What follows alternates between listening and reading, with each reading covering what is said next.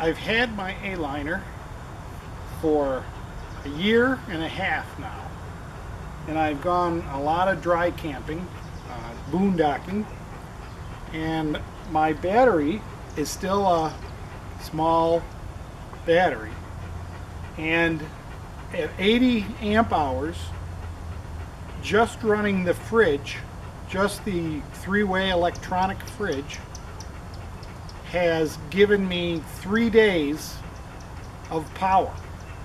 The fridge uses approximately a ½ an amp an hour to keep cool, and over the course of 72 hours, 3 days, that's about 40 amps. So it kills my battery. So I've decided to put solar panels and attach it to the battery and see how that works. And this is the area we're going to be putting the panel on right here, when it's down. So when we drive, it'll be charging the battery also. These will go, I'll have 2 of these, and they'll bridge right over, right to the edge. And they'll be attached here in a unique manner. But I could go all the way over to the window if I had a bigger panel, because they don't actually get on the ground, but I want to have a little space underneath them. There will be space underneath them to let water drain and stuff like that when it's up. So here is the solar panel delivered to UPS from Rants.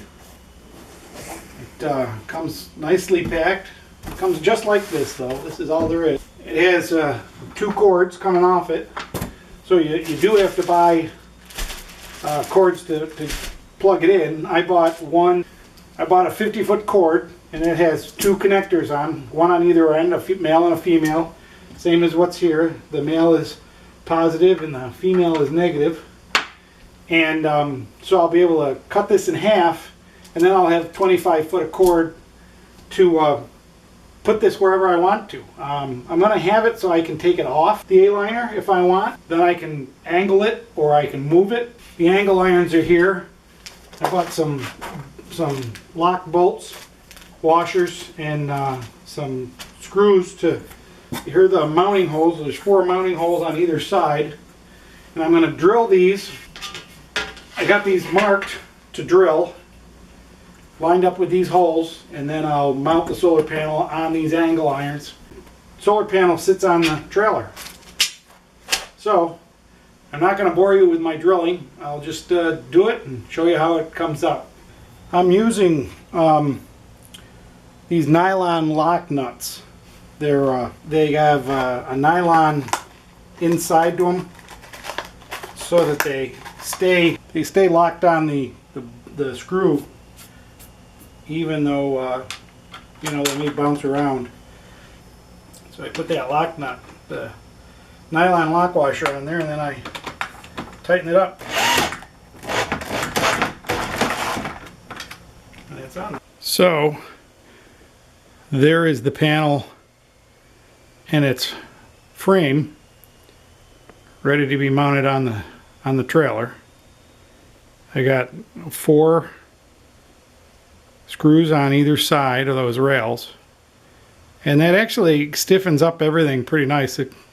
This is my secret idea that I hope works out. It's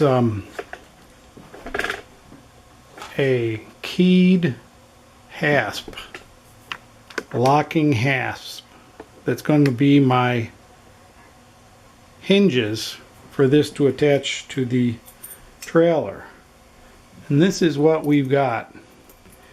It's a keyed hasp that you unlock, and this part will attach to the aluminum side, and then this will come over the edge like that and attach to it. So that's on the bottom looking up. I'm adding some feet to the bottom of this. I drilled a pilot hole, just a small pilot hole. I'm using a self-tapping screw. These are just from Home Depot. You put the screw in there and then it just goes in the hole. And not too tight.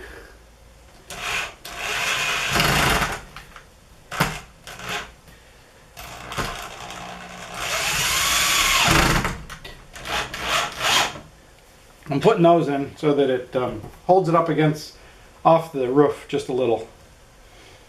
They're pretty soft and rubbery, so they'll give it some bend if I need tension in the mounting with the clips that I've got.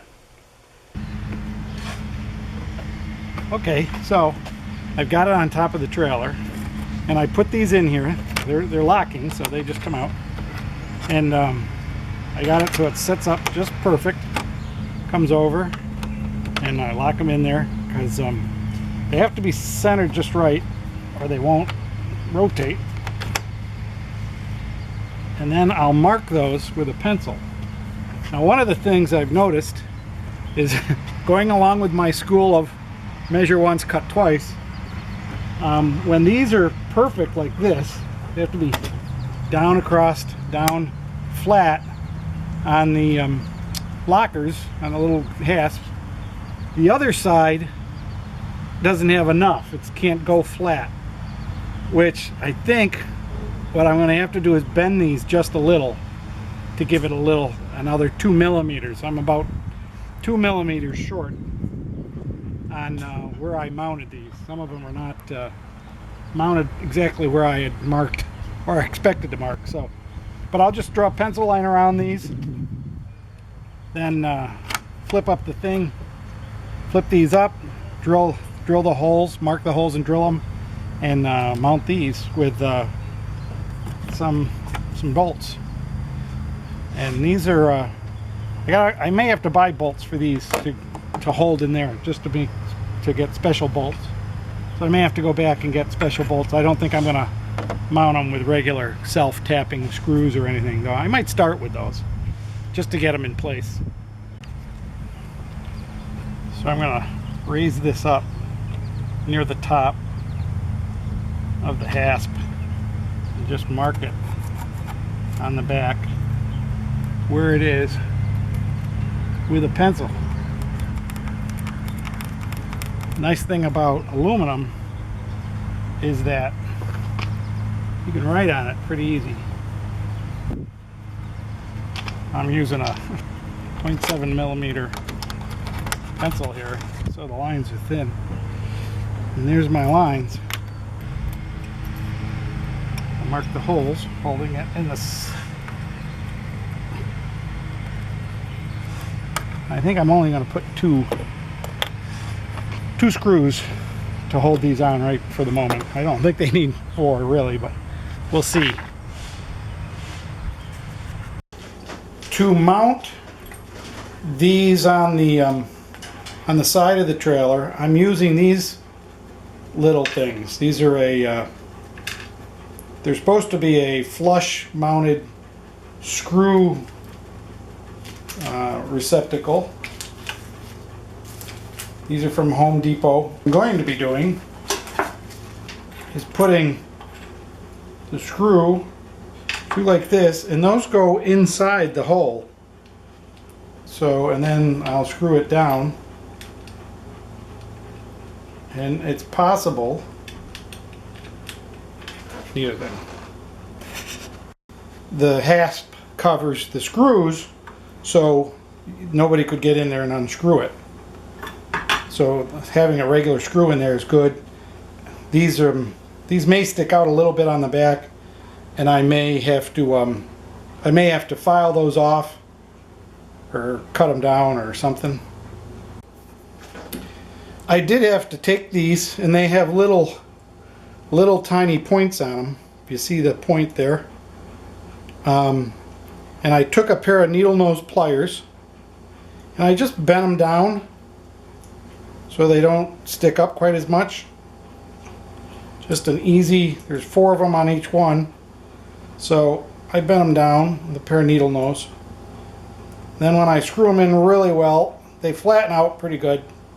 It's a little easier to do that if there's a screw in there. Something to hold on to.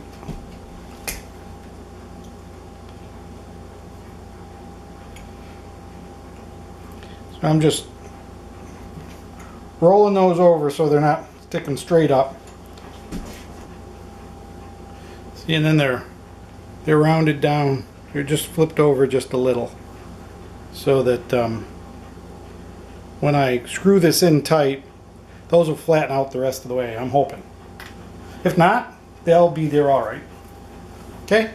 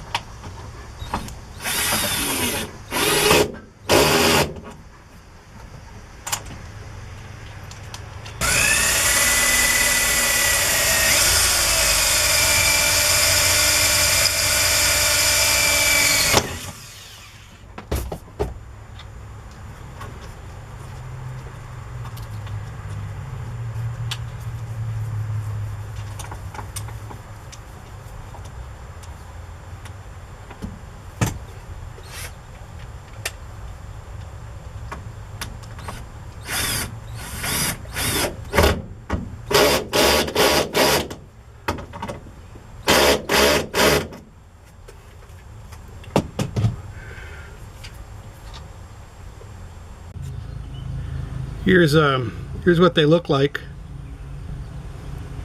These screws here, these yellow ones are a little high, little out. However, they don't mix with the other roof. The other roof only comes to right here. This black mark is where the other roof comes to, so I don't have to worry about them rubbing. But that's a much nicer setup. And here's the ones up above. A little harder to get them in focus here.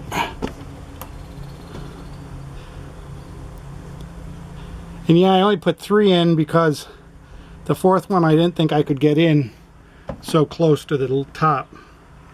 There wasn't room. So I'm just putting 3 in, and I think that's plenty to hold it, really. But so that's sealed, that's secure. So there's the panel on the roof, and it's just about perfect where I want it. I could have gotten a bigger panel, obviously, probably gone up to 150 watts, but it actually makes the roof a little bit heavier. So I got to run the wiring now, and right now it's producing energy that's not being used, so got to run the wires. The solar panel added some weight, but not a whole lot.